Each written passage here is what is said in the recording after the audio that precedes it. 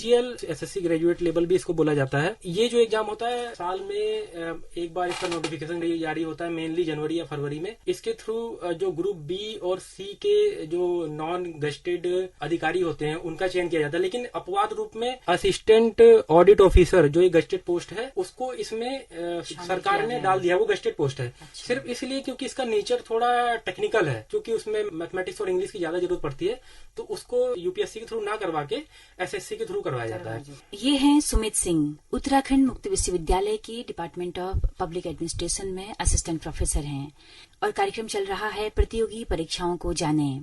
नमस्कार दोस्तों, दूरस्थ एवं मुक्त शिक्षा और संस्कृति की आवाज ये है उत्तराखंड मुक्त विश्वविद्यालय का community radio hello Haldwani 91.2 megahertz की फ्रीक्वेंसी पर आप इस रेडियो को सुन पा रहे हैं।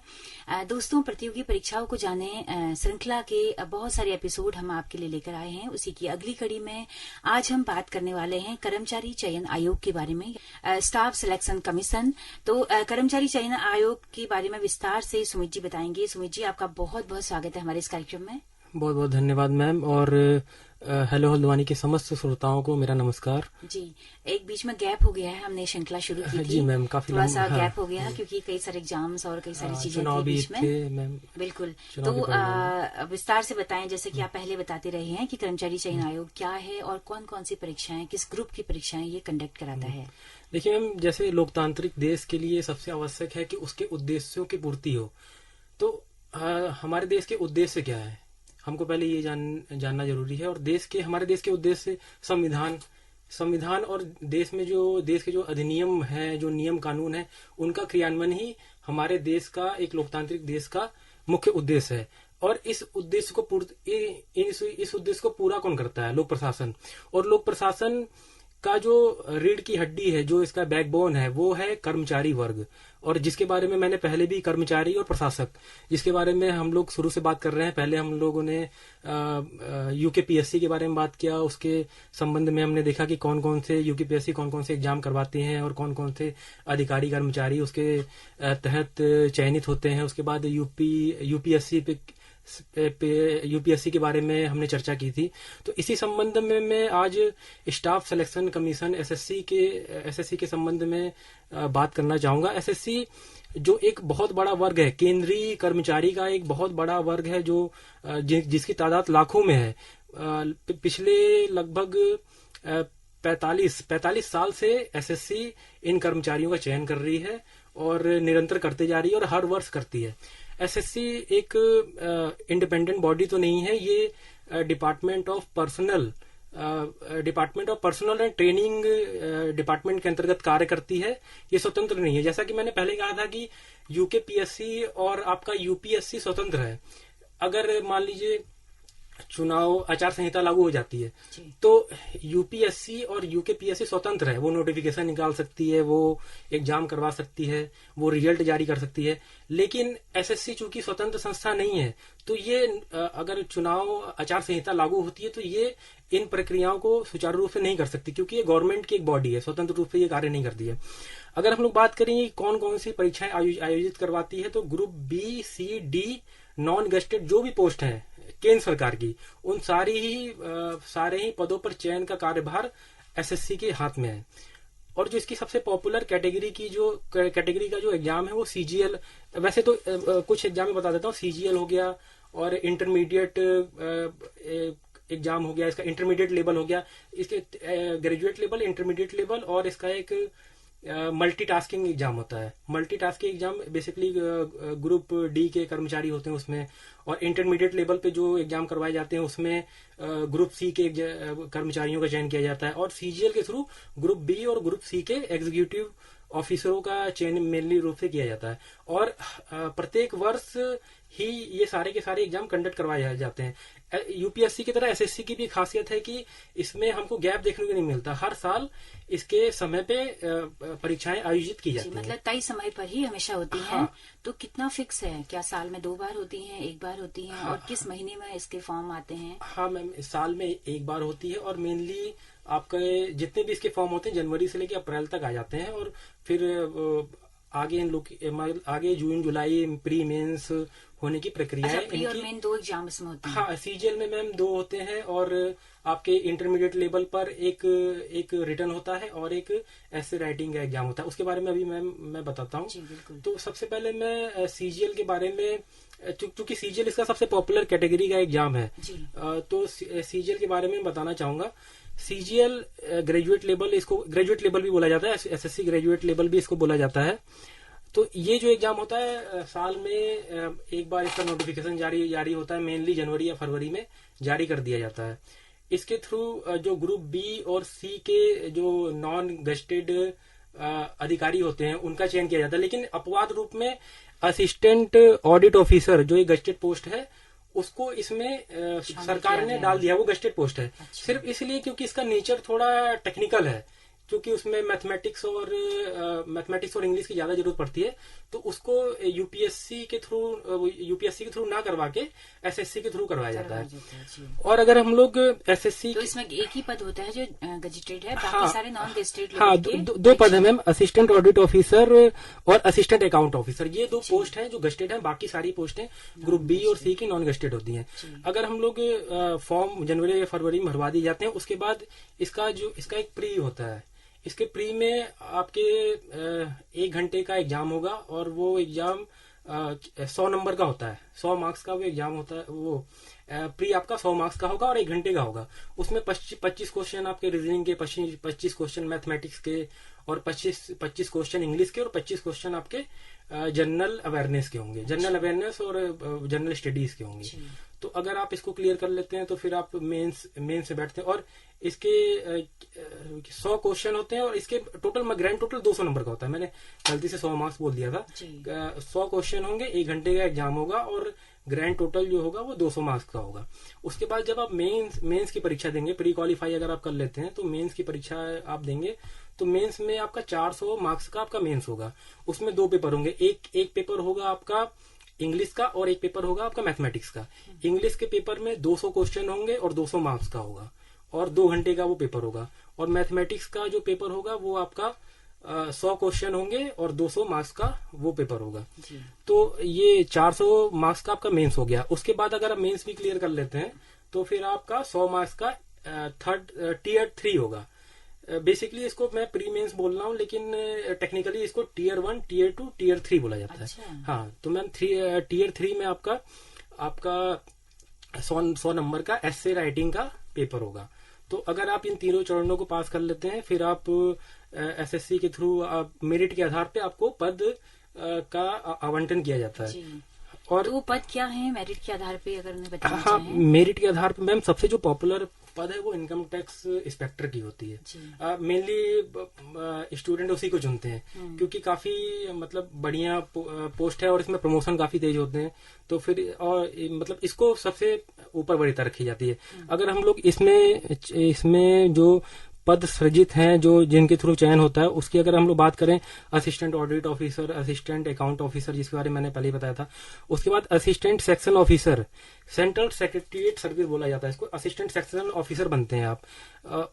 उसके बाद आप सेक्शन ऑफिसर बनते हैं, उसके बाद आप सेक्रेटरी भी बनते हैं आगे जाके। तो सेक्रेटरीट सर्विस में विभिन्न मंत्रालयों में, railway, ministry of railway, ministry of external affair, और मिनिस्ट्री ऑफ डिफेंस, इन सारे ही मंत्रालयों में आप असिस्टेंट सेक्शन ऑफिसर बनते हैं।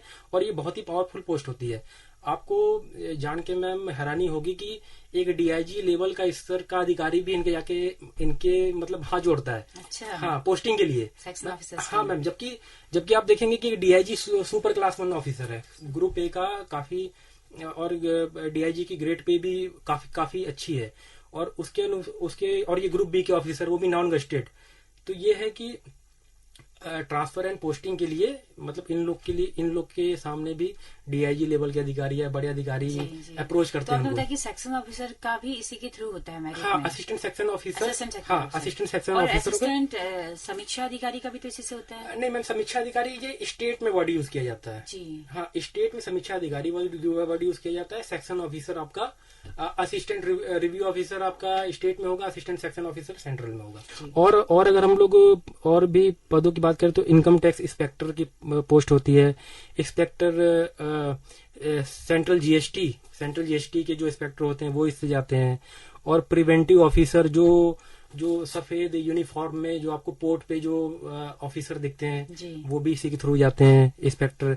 असिस्टेंट इन्फोर्समेंट ऑफिसर, तो ma'am assistant enforcement officer ED, enforcement directorate, जो बड़े बड़े आप जैसे अभी बड़े बड़े हीरो हीरोइन या बड़े बड़े बिजनेसमैन के ऊपर जो मनी लॉन्ड्रिंग और ऐसे संबंधी जो केस होते हैं उनकी जांच असिस्टेंट इन्फोर्समेंट ऑफिसर करते हैं। तो ऐसा नहीं है कि सिर्फ जो बहुत पावरफुल पोस्ट है वो आईएएस या पीसीएस के थ्रू ही आ रही है। एसएससी में भी कुछ पोस्टें ऐसी हैं जिनकी रीच बहुत तगड़ी है मैम, और वो लोग मतलब आप मतलब कहने के लिए तो ये इंस्पेक्टर रैंक की है, लेकिन ये है कि इनकी पावर मतलब यूपी के पीसीएस, ये मतलब यूपी या उत्तराखंड के पीसीएस ऑफिसर से भी ज्यादा है। हाँ, अगर ये लोग अपने पद पे हैं तो मैम एसएससी भी एक बहुत ही रेपुटेटेड एग्जाम कंडक्ट करवाती है और उसके थ्रू काफी अच्छे पोस्ट पर लोगों का चयन होता है। और sub inspector CBI, sub inspector के सीबीआई का भी चयन इससे होता है। और असिस्टेंट सुपरिटेंडेंट कोस्ट गार्ड का भी चयन इससे होता है। तो और भी मैम काफी डिविजनल अकाउंटेंट और भी काफी पोस्ट हैं, ये सब थोड़ा क्लर्कियल, ऑडिटर ये सब क्लर्कियल लेवल पे। तो साल में आपने बताया कि जनवरी से लेकर अप्रैल तक इसके फॉर्म्स आते हैं। हाँ, तो कितनी सीट्स रहती हैं मैम हर साल लगभग? अगर सीट की बात करें 2012-10 के आसपास तो इसमें 16 हजार सीट आती थी। अच्छा। हाँ, लेकिन आज के समय में 8,000 या 6,000 एकदम आधी से कम हो गई है। हाँ, आधी से भी कम हो गई। तो क्या वजह होगी इसकी? क्योंकि क्या पोस्ट खाली नहीं होती हैं? नहीं मैम, देखिए मैं अगर स्वतंत्र रूप से कहूँ तो पोस्टें तो बहुत खाली हैं, पोस्टें बहुत खाली हैं, लेकिन अब गवर्नमेंट थोड़ा वो बजट नहीं होने की वजह से, बजट और मिनिमम गवर्नेंस पे काम कर रही है। माने minimum government maximum governance, contract base पे ज्यादा काम कर रही है। तो फिर ये जो क्लर्कियल वर्क है ये थोड़ी आउटसोर्सिंग के थ्रू भर दी जा रहे हैं। और थोड़ा वर्क मतलब अगर कर्मचारियों की बात करूं, ऑफिसरों की बात करूं, तो वर्क प्रेशर इन पे ज्यादा है। हाँ, स्टेट में जो एग्जीक्यूटिव पोस्ट है वहाँ पे तो पोस्टें इतनी खाली नहीं है, लेकिन सेंट्रल पे जो एग्जीक्यूटिव पोस्ट हैं, ये सारी जो पोस्टें हैं इसमें काफी एसएससी के थ्रू काफी पोस्टें अभी भी खाली हैं, जिसके बारे में समय समय पे रिसर्च भी पब्लिश होते हैं कि सेंट्रल में इतनी पोस्टें खाली हैं। जी मैम। और एक इसका ये भी है कि थोड़ा ऑटोमेशन से भी काफी काम हो जा रहे हैं ना, कंप्यूटर सारी चीजें अब कंप्यूटराइज की जा रही है, तो इससे भी काफी सहूलियत मिल रही है, तो इससे भी मतलब रिक्रूटमेंट कम हो रहा है। जी। तो कितने विद्यार्थी हैं जो सालाना इसकी तैयारी करते हैं, और क्या जानकारी होती है सभी को इन एग्जाम्स की? हाँ मैम, बेसिकली जो शहर में जो लड़का रह रहा है उसको तो इसके बारे में जानकारी है ही है।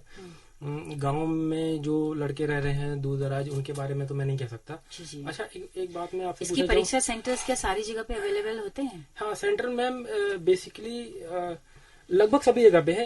उत्तराखंड में मेरे ख्याल से हल्द्वानी और देहरादून में ही है। जी। हाँ, क्योंकि सेंट्रल का एग्जाम है तो थोड़े कमी होते हैं। और मैम आप उसके बारे में पूछ रही थी कितने बच्चे फॉर्म भरते हैं। बिल्कुल। अच्छा, आप अपने हिसाब से बताइए कितने बच्चे भरते हैं? बेरोजगारी तो जिस हिसाब से है तो लाखों में भरते होंगे। हाँ, 32-30 लाख से अधिक लोग अधिक स्टूडेंट भरते हैं। अच्छा। हाँ, हर साल। चयन होना 8,000 का ही, 6,000। तो आप सोच सकते हैं कि कंपटीशन कितना ज्यादा है। हाँ, अगर हम लोग ये सब काम फेयर होता है मैम? फेयर देखिए, एसएससी पे अभी इससे पहले काफी आरोप भी लगे थे कि ऑनलाइन एग्जाम में भी काफी अच्छा, ये ऑनलाइन एग्जाम कंडक्ट कराता है? हाँ मैम, 2016 से मेरे ख्याल से ऑनलाइन एग्जाम हो रहे हैं। तो इसके बारे में समय समय पे बहुत आंदोलन भी हुए, काफी पोस्ट भी वायरल हुई। 2017 में शायद स्क्रीनशॉट भी वायरल हुए थे कि मतलब ये लीकेज हो रहा है और पेपर आउट हो गया है, काफी आंदोलन भी हुआ था, सीबीआई जांच भी हुई थी इस पे। तो समय समय पे ये आरोप भी लगते रहते हैं, लेकिन अब कुछ भी फुल प्रूफ रूप से मतलब आरोप लगते रहते हैं इसके बारे में। जी। लेकिन कभी ऐसा भी होता है कि पेपर लीक हो गया, कि इस तरह के मामले भी सामने आए हैं? हाँ, पेपर लीक होने के मामले काफी सामने आए हैं, लेकिन पिछले 2-3 साल से नहीं आ रहे। 17 के आसपास काफी ऐसे केस आए थे, उसका नेशनल लेवल पे काफी इशू भी बना था। तो इसका कौन बनाते हैं पेपर्स वगैरह? इसका क्या कोई बोर्ड होता है? हाँ, यही मैम, स्टाफ सिलेक्शन कमीशन अपने आप में एक बोर्ड है। नहीं, ये एग्जाम कंडक्ट करवाता है ये टीसीएस टाटा कंसल्टेंसी सर्विस को ये अपना एग्जाम वो क्या कहते हैं, एजेंसी के तौर पे एजेंसी के रूप में नियुक्त करता है। ये सुपरविजन तो इन्हीं कराता है, स्टाफ सिलेक्शन कमीशन का। और जो मतलब पेपर बनाना हुआ और ऑनलाइन उसको कंडक्ट कराना हुआ एग्जाम, ये सारे काम टीसीएस करता है। जी। हाँ, और ये और सुपरविजन हुआ, सेंटर निर्धारित करना हुआ, ये काम एसएससी करता है जी। जी मैम। तो सुमित जी कुछ और जानकारी बची हो चलते चलते? हाँ, और मैम ये तो हो गया आपका एसएससी सीजीएल। इसके इंटरमीडिएट लेवल भी होता है। इंटरमीडिएट लेवल पे आपका लोअर डिविजनल क्लर्क, अपर डिविजनल क्लर्क की भर्ती की जाती है। उसके बाद ये भी हर साल में एक बार एग्जाम कंडक्ट होता है। इसमें भी पोस्टें 6 से 7 हजार ऐसी आती हैं। उसके बाद मल्टीटास्किंग, वो ग्रुप डी के लेवल का होता है। मल्टीटास्किंग स्टाफ का चयन किया जाता है, उसमें भी 10,000 के लमसम पोस्ट आती हैं। और इसके अलावा जैसे मैंने अभी मैम उसकी पैरामिलिट्रीज की बात की थी ना, तो वहां पे मैंने ये कहा था कि जो असिस्टेंट कमांडेंट लेवल के ऑफिसर हैं, ग्रुप ए के ऑफिसर है, उनका चयन तो आपका यूपीएससी कर रहा है। लेकिन जो ग्रुप सी के जो ऑफिसर हैं, जो आपके एसआई लेवल के ऑफिसर होते हैं, उनका चयन आपका एसएससी करता है। हाँ, जो भी एसआई, आईटीबीपी, सीआरपीएफ में जो भी एसआई आते हैं, उनका चयन एसएससी करता है। और जीडी मतलब ये आपकी जो ये पैरामिलिट्री में जो सिपाही जाते हैं, उनका भी चयन एसएससी ही करता है। अच्छा, सिपाही का भी? हाँ, सिपाही का भी चयन एसएससी करता है। तो वो ये तो सिपाही के लिए क्या फिजिकल उस तरह की चीजें नहीं होती हैं? हाँ, होती है मैम, वो एसएससी कंडक्ट करवाता है। अच्छा। हाँ, और तो एक साथ ही इसी फॉर्म को भरने? नहीं मैम, अच्छा, वो अलग से अलग मतलब अलग, जैसे कि सीजीएल का अलग नोटिफिकेशन जारी हो गया, और आपका इंटरमीडिएट के लिए अलग नोटिफिकेशन जारी हो गया, और आपका फिर डी के लिए अलग हो गया। हाँ, ग्रुप डी के लिए अलग हो गया, फिर एसआई के लिए अलग हो गया। तो वही अलग हो गया। हाँ, जीडी के लिए अलग हो गया। तो ये क्या साल भर आते रहते हैं फॉर्म इसके, या वही जनवरी से अप्रैल तक? हाँ, मेनली मैम वैसे तो कोविड की वजह से मान लीजिए कोई आपदा हो गई या कुछ हो गया तो उसके डिले भी होते हैं, लेकिन मेनली ये देखा जाता है जनवरी से लेके अप्रैल मई तक सारे फॉर्म आ जाते हैं। और फिर बाद में इन सबों की प्रोसेस पूरा साल भर चलता है जी। हाँ, तो बहुत अच्छी जानकारी आपने दी सुमित जी। चलते कुछ और अगर रह गया हो, छूट गया हो, बताना। हाँ मैम, और इसमें और समय डिपार्टमेंटल जो ग्रुप डी सी बी के जो डिपार्टमेंटल प्रमोशन वाले एग्जाम होते हैं, वो भी एसएससी कंडक्ट करवाता है। तो जितने भी मतलब ग्रुप, अच्छा, प्रमोशन वाले जो होते हैं, हाँ, वो भी यही करवाता है? प्रमोशन वाले भी यही करवाता है। और स्पेशलाइज्ड कुछ पोस्टें निकलती हैं, जैसे एग्रीकल्चर की हुई, सेंट्रल में जो एग्रीकल्चर की हुई, और आपके जो जूनियर इंजीनियर की हुई सेंट्रल में, तो वो सारे एग्जाम भी यही कंडक्ट करवाता है। और उनकी भी मतलब उनकी भी नोटिफिकेशन एसएससी निकलवाता है। तो मेनली हम लोग कहें कि तो अगर बड़े महानगरों की बात करें तो वहाँ पर तो बच्चे काफी तैयारी के लिए जुटे रहते होंगे, कोचिंग इसके लिए होगी। एसएससी जो दिल्ली में जो बड़े बड़े कोचिंग इंस्टीट्यूट हैं, और जो मैथमेटिक्स के जो बड़े बड़े टीचर हैं एसएससी की जो तैयारी करवाते हैं, वो लोग, उनकी सैलरी आप विश्वास नहीं करेंगी, 60-70 लाख रुपए महीने। अच्छा, महीना है। अच्छा। हाँ, कोचिंग संस्था में। हाँ, तो एसएससी के थ्रू जितना कोचिंग वाले कमा रहे हैं, उतना किसी भी संस्था के थ्रू नहीं कमाते हैं। क्योंकि इसमें एक ब्रॉड बड़े पैमाने पर भर्तियां होती हैं। आईएएस से आप एक खास कैटेगरी हो गई। लेकिन इसमें बहुत बड़े पैमाने पर बहुत बड़े कोचिंग इंस्टीट्यूट हैं, इलाहाबाद, दिल्ली, लखनऊ, बनारस, और बड़े मतलब बहुत बड़ी संख्या में लोग इसकी तैयारी करते हैं। और मैं बता भी तो रहा था कि इतनी बड़ी बड़ी पोस्टें हैं इसमें, तो इसमें बहुत सारे सब तरह की पोस्टें हैं। हाँ, तो आप विश्वास करेंगे, एक व्यापक जो मिडिल क्लास कहेंगे हम भारत का, वो पूरा इस एंगेज है इस परीक्षा में। परीक्षा। अच्छा, आप विश्वास करेंगे आईआईटीएंस भी इसमें आ रहे हैं। अच्छा। हाँ, आपको विश्वास नहीं होगा, आईआईटीएंस भी, जिन आईआईटीएंस को अच्छे पैकेज नहीं मिलते हैं, वो एसएससी के थ्रू एग्जाम क्लियर करके ऑफिसर बन जाते हैं। अच्छा। हाँ, तो ये एसएससी अपने आप में, इसकी पोस्टें कुछ बहुत ही पावरफुल और बहुत ही अच्छी पोस्टें हैं। और इसका अभी तक तो मतलब पिछले कुछ सालों से तो कोई ऐसा नहीं निकल के सामने आ रहा है कि मतलब अनियमितताएं हो रही हैं, लेकिन एग्जाम अब सही से कंडक्ट हो रहे हैं। जी, पिछले कोविड के दौरान क्या भर्तियां निकली थी? नहीं, भर्तियां निकली थी मैम, और एग्जाम उसके जैसे मान लीजिए जनवरी या फरवरी में निकला, मार्च में कोविड आ गया।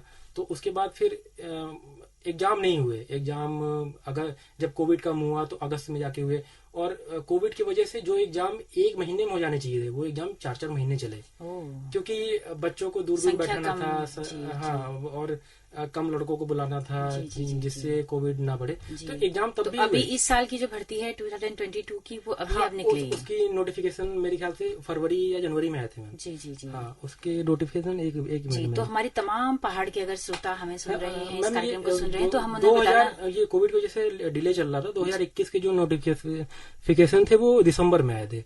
तो शेड्यूल थोड़ा लेट चल रहा है इसका। ओके।